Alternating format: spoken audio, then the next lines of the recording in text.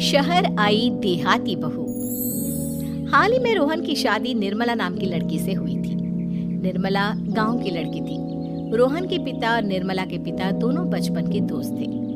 उन्होंने बचपन में ही एक दूसरे से वादा कर लिया था कि दोनों बच्चों के बड़े होते ही उनकी शादी करवा देंगे। इसलिए वादे के अनुसार रोहन के पिता निर्मला को अपनी बहू बनाकर घर ले आते हैं। निर्मला अपने साथ अपनी गाय भी लेकर आ जाती है और उसे घर के आंगन में बांध देती है।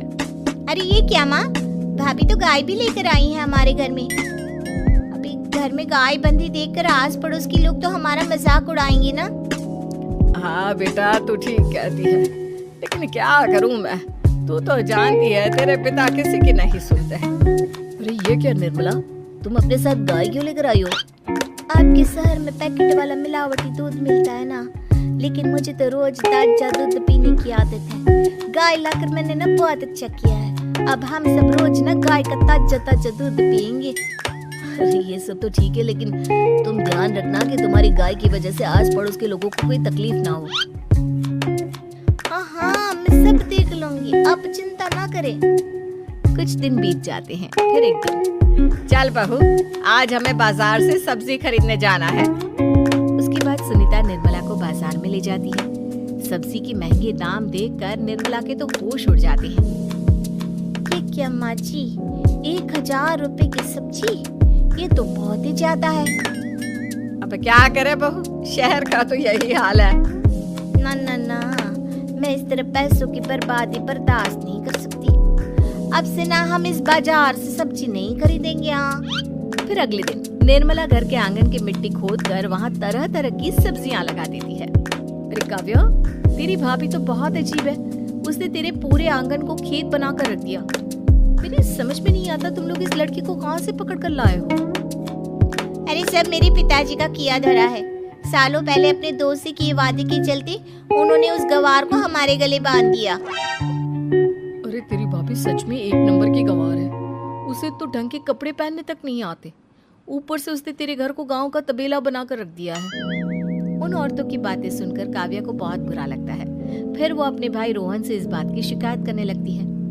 रोहन निर्मला को समझाने की बहुत कोशिश करता है, लेकिन निर्मला के आगे उसकी एक नहीं चलती। फिर एक दिन रोहन निर्मला को एक शादी में ले जाता है। सभी मेहमान खाना खाने में व्यस्त थे। उधर रोहन भी अपने दोस्तों से गप्पे लड़ाने लगता है। तभी निर्मला तंदूरी चिकन के स्टॉल से ढेर सारे लेग पीस उठाकर अपने पर्स में डालना शुरू कर देती है। घर जाने के बाद इसे फ्रिज में रख दूंगी और कल सुबह मैं चीज सिखाऊंगी। फिर खाना खाने के बाद दोनों पति पत्नी वहाँ से जाने लगते हैं, लेकिन तभी दुल्हन का भाई उन्हें रोक लेता है। अरे ये सब क्या है? मैंने यहाँ खाना खाने के लिए सबको बुलाया था, खाना चोरी करने के लिए नहीं। तुमने पर्स में जो चिकन के लेग पीस छुपा रखे हैं ना, चलो बाहर निकालो उन्हें।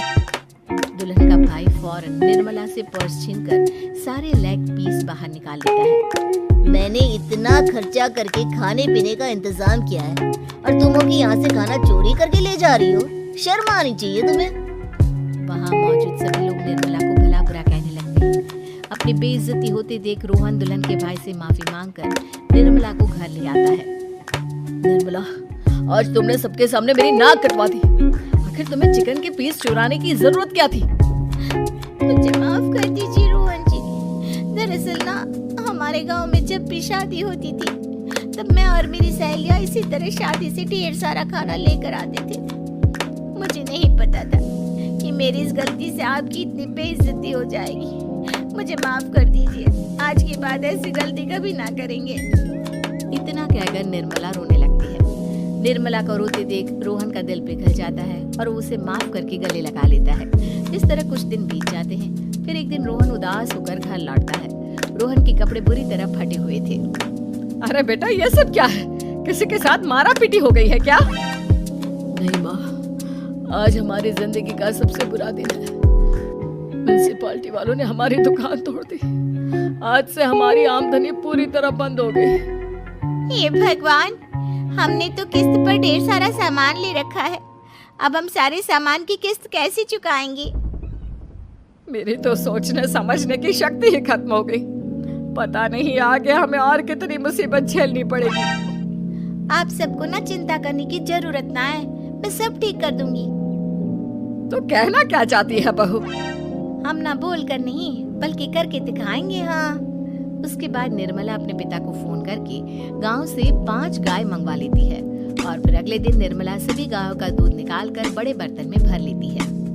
तुम ये सब क्या कर रही हो निर्मला? मेरी तो कुछ समझ में नहीं आ रहा। हम ना इन गायों का दूध बेचने जा रहे हैं।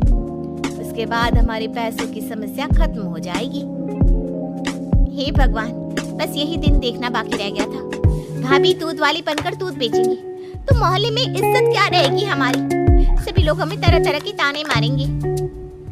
आप ना ऐसी बेकार की बातें ना करो काव्या जी। जब जेब का पैसा और पेट की रोटी छिन जाती है तो इंसान पहले अपने और अपने परिवार के बारे में सोचता है। और वैसे भी जिस काम से हमारा घर चले उसकी कभी ना बुराई नहीं करनी चाहिए। फिर निर्मला दूध के 2 बड़े बर्तन साइकिल के दोनों तरफ लटकाकर मोहल्ले में घूमने लगती है। दूध ले लो, दूध, गाय का ताजा ताजा दूध ले लो, बिना मिलावट का शुद्ध दूध ले लो। चलो चलो आओ भाई, जल्दी ले लो। तभी निर्मला के पास कुछ औरतें आती हैं। अरे तुम तो सुनीता की बहू हो ना? तुम इस तरह सड़क पर दूध क्यों बेच रही हो? निर्मला उन दोनों औरतों को अपने घर के हालातों के बारे में सब बता देती है। देखिए, मैंने ना अभी अभी गाय का ताजा दूध निकाला है। आप सब तो रोज पैकेट का दूध पीती हो, आज गाय का ताजा दूध पी कर देखिए, इसकी ना बात ही कुछ और है।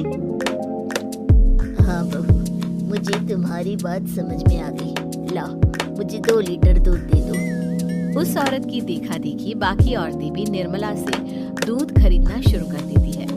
थोड़ी ही देर में निर्मला सारा दूध बेचकर ढेर सारे पैसे इकट्ठे कर लेती है। उसके बाद निर्मला घर जाकर सारे पैसे अपनी सास को पकड़ा देती है। अरे बहू, इतने सारे पैसे! सच में तेरा आइडिया तो काम कर गया। अरे माँ जी, आप तो बस देखती जाइए, कुछ ही दिनों में मैं अपने घर की सारी समस्या खत्म कर दूंगी। हाँ। फिर अगले दिन से निर्मला गायों के गोबर से ढेर सारे उपले तैयार करके बेचना शुरू कर देती है। निर्मला को पैसे कमाते देख रोहन के अंदर भी हिम्मत आ जाती है और वो भी दूध बेचने का फैसला करता है। निर्मला के कहने पर उसके पिताजी कुछ और गायों का बंदोबस्त कर देते हैं। इस तरह दोनों पति पत्नी मिलकर दूध बेचना शुरू कर देते हैं। कुछ ही महीनों में उनका दूध का व्यापार खूब फल फूल जाता है। इसके चलते रोहन एक बड़ी दूध की डेयरी भी खोल लेता है। पिताजी, जब आपने निर्मला से मेरी शादी करवाई थी तब मैं मन ही मन आपको कोसा करता था, लेकिन आज मुझे समझ में आया कि आपका फैसला बिल्कुल सही था। आज अगर निर्मला ना होती तो पता नहीं हमारा क्या हाल होता। हाँ बेटा, तू ठीक कहता है। हमारी बहू ने तो हमें उजड़ने से बचा लिया। भगवान ऐसी बहू सबको दे। इस तरह निर्मला की समझदारी के चलते सब कुछ ठीक हो जाता है और वो सभी हंसी खुशी अपना जीवन जीने लगते हैं।